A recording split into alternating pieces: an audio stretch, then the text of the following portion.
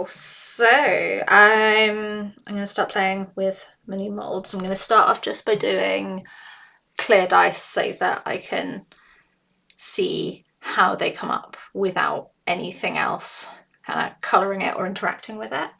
So what I have equipment wise, I've got my dice plate, which was a side plate that I stole from the kitchen. And then got resin stuck to it. So what we now do is we use cling film, my friends. So adjust that up there. And the dog's getting involved. Hello. You don't want to be in here. I'm going to be doing things with resin. I'm going to have to shut you out, I'm afraid. Right, so I now put some cling film over the plate, which just makes cleanup easier afterwards. Need to put enough over it that it's going to catch any spillover, and probably goes without saying, but have a little bit of slack if your plate has a rim, because if it's taut over the top, then it's not going to sit flat.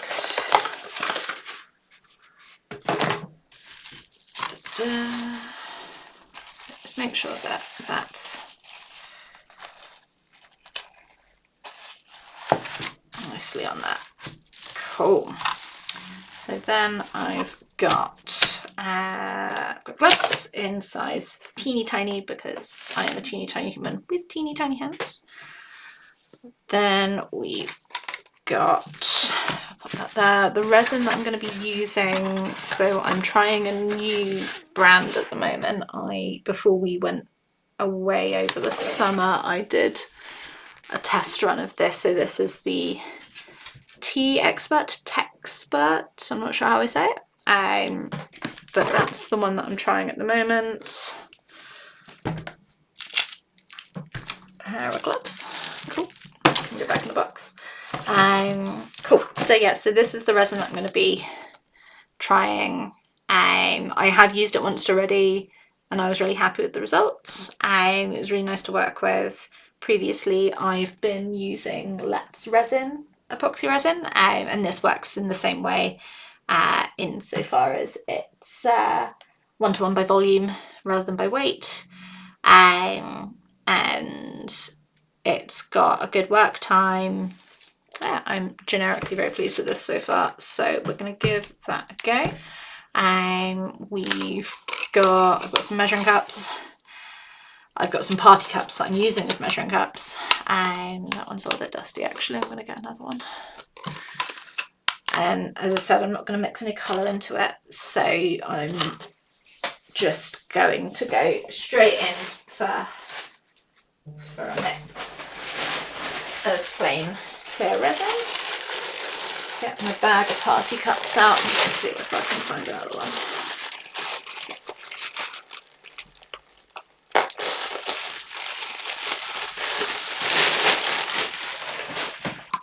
Cool. Okay.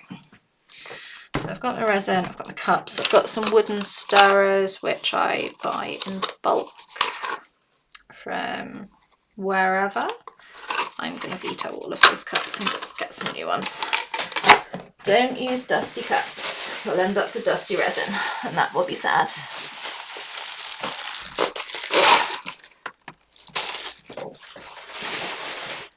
I should only need 2. I've got 3 just in case. Alright. So that can go there. Can go there. Is there anything else that I'm missing?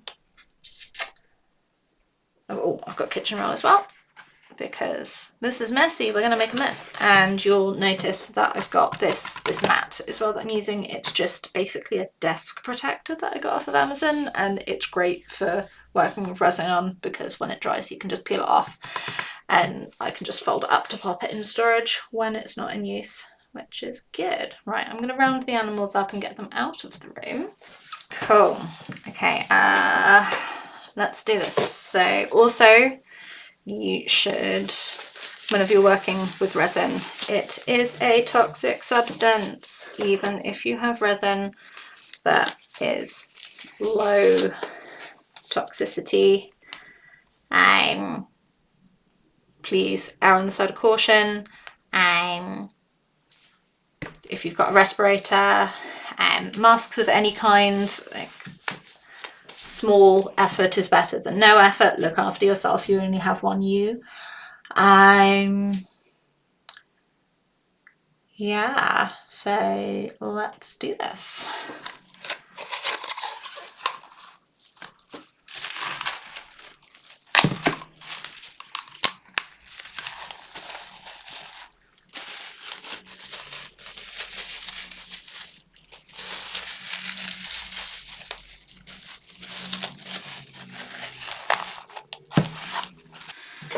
Cool, so A always goes on this side.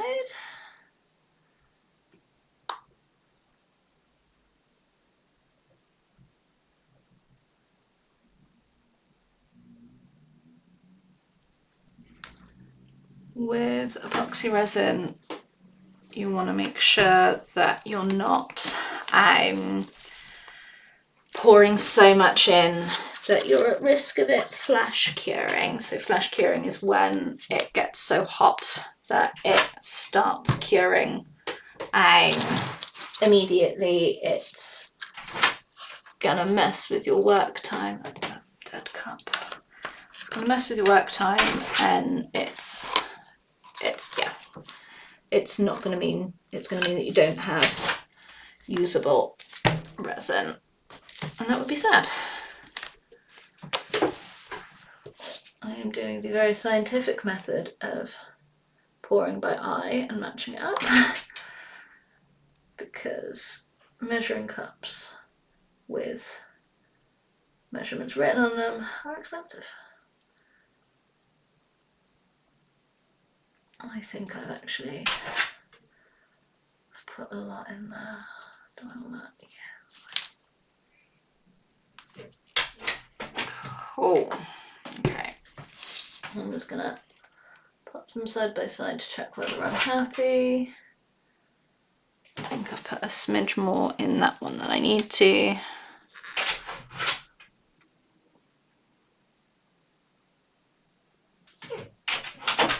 My dog is very unhappy that I've evicted him from the room.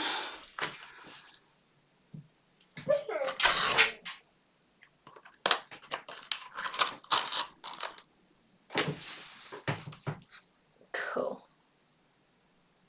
I'm pretty happy with that as far as, yeah, cool. Cool, so I'm going to take another one of my sticks. I'm going to pour B into A. Whenever I'm using Let's Resin, I find that B is runnier than A, so that's why I start with B into A rather than the other way around, just to make it easier. I don't know whether it's the same for the Texpert, however you say it. I'm going to call it Tea Expert because I'm British and we like tea. Okay, so that's in, and I'm going to slowly and carefully combine it. I usually do this for a couple of minutes. When you're stirring it, I don't know whether you can particularly see. You see that it's got lines in it, so it's not clear. It looks like it's got lots of little tendrils and cloudy bits in it. So we want to slowly stir until all of those bits are gone. We know it's fully combined when it's completely clear. If you stir quickly, you increase the odds of introducing air and therefore bubbles.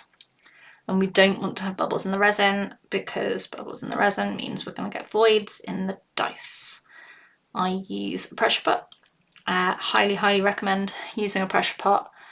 I know they're not the cheapest things to buy and they usually require some form of adaptation to make them usable for resin. But if you're getting serious about your dice making, get one. Just bite the bullet and get one. I find in the UK, and if you have a different experience, please drop a comment, tell me all about it. My experience in the UK was that finding a suitable pressure pot that was A, vaguely affordable, and B, easy to convert was quite challenging. I think there's more in the US market than there is in the UK market for this kind of thing. So I ordered a Vevor, V-E-V-O-R, Vevor pot. I got the one that was, I want to say at the time it was £100 thereabout, maybe a little bit more. And then my husband helped convert that so that it would be suitable for resin. I still haven't taken the, there's a pipe that goes into it so that when you're using it to spray paint, it would suck up the paint from there. I haven't taken that off yet, so I do a careful dance when I'm packing my pressure pot to make sure it doesn't hit it. It's on my to-do list, but it's not reached the top. Yeah, so using a pressure pot is a game changer. It's going to help you get rid of the bubbles. It comes with its own challenges that you need to think about, which are that sometimes you just get voids. It's not always going to get them out. There are things that you can do to reduce the odds of that happening. For example, slowly stirring. Some people use heat to get rid of surface bubbles before putting the lid on as well. So that's always an option for you. They're looking pretty good here. Give it a little bit more of a stir.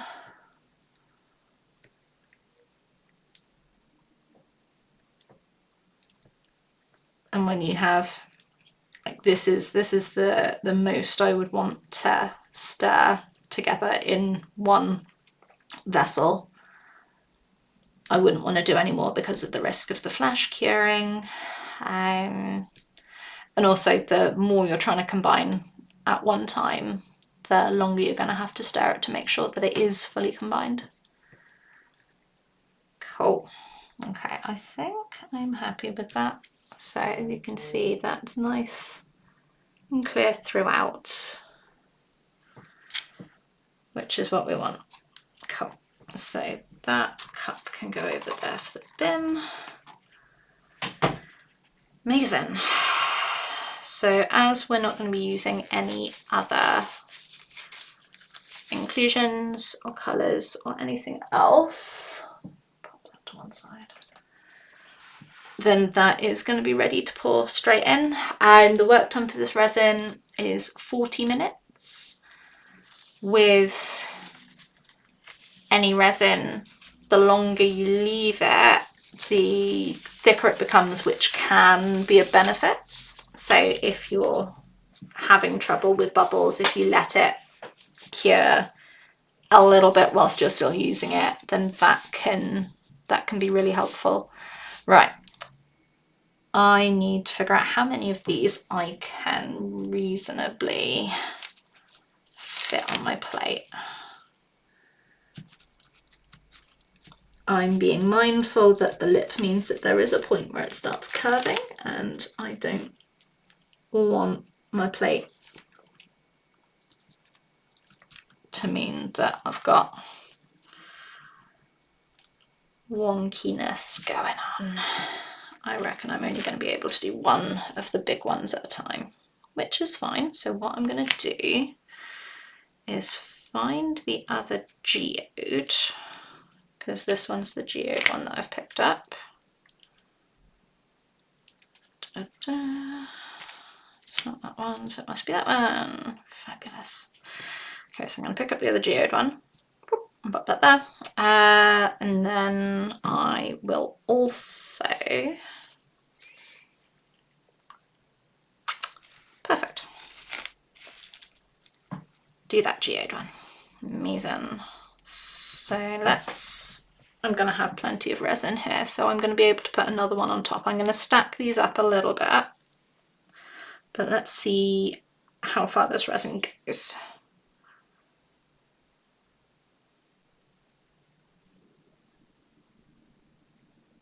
I always pour it slowly, again to reduce the amount of bubbles going in.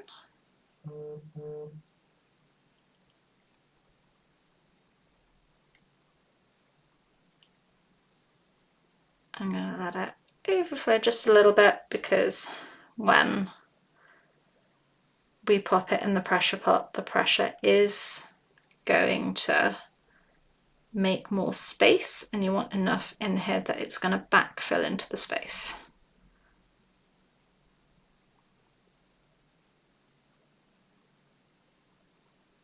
Now, I've never worked with geodes before, so I don't know yet what this is going to be like in terms of air bubbles and voids, because there's a lot more detail in these. You don't want to overfill them too much that you end up with issues with the top being too thick as well. So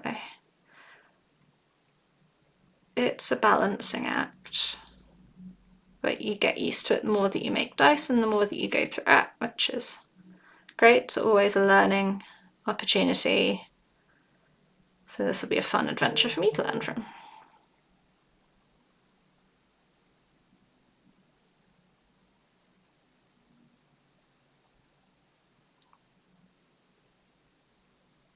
Okay.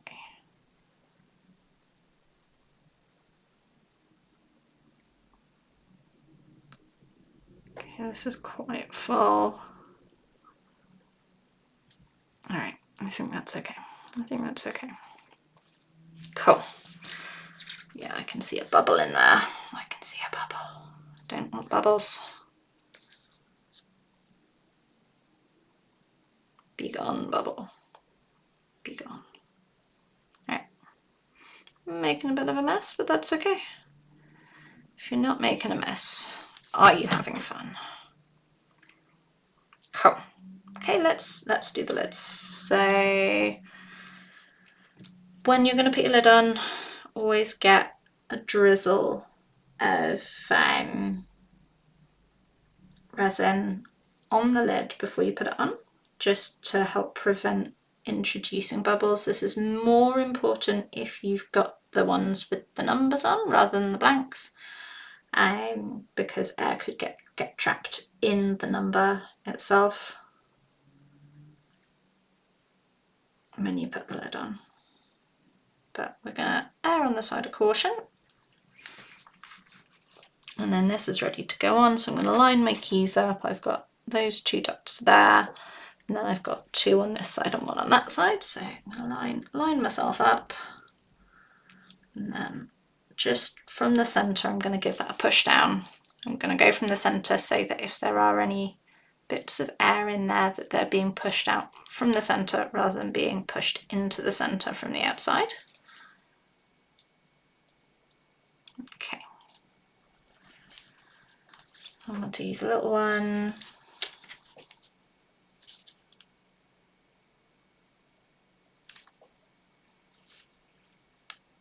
So those 2 that side and that's that side. And we're going to push that in. I'm not pushing so hard that all of the excess comes out, because, as I said, you need a little bit that's going to backfill into the space once the bubbles are pushed out.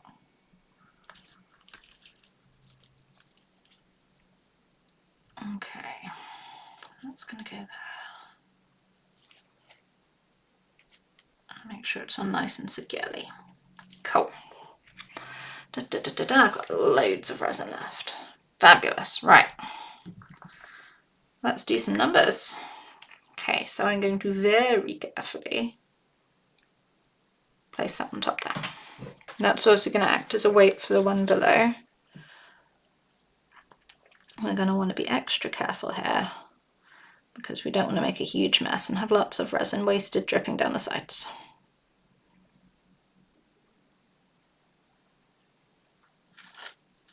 Okay. Cool. And then I'm going to do the same with the numbers. Oh, that was a lot I just picked up. That's fine. It's fine. Squish, squish, squish.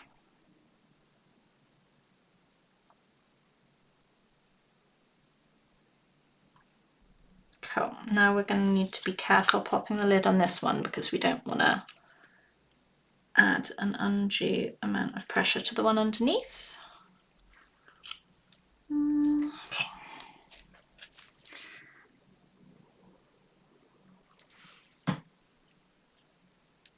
Very nice and careful.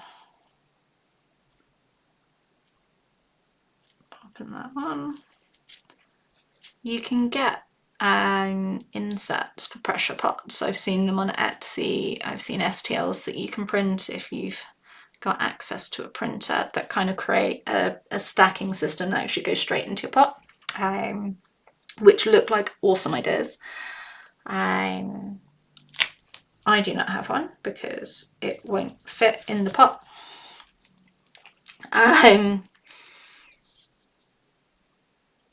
Because I haven't taken off the pipe yet. But they look like really good ideas.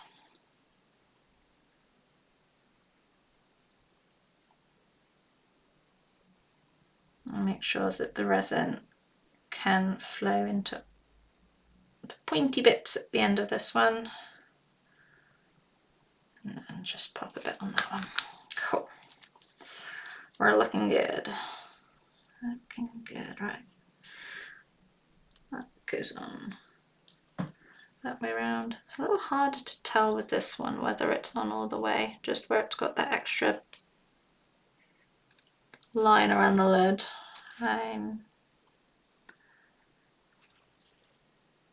But that's fine, that'll do. And then, which one of these was the one with the number on? That one. Cool. Okay.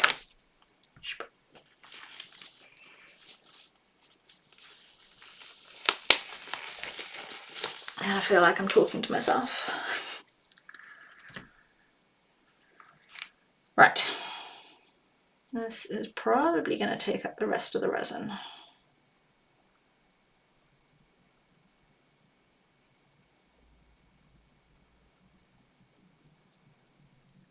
Now usually I would give a minimum of 24 hours for these to cure when they go in the pot, but because I've not worked with the chunky sized ones before, I'm going to err on the side of caution and assume that that's going to need a lot more time to cure.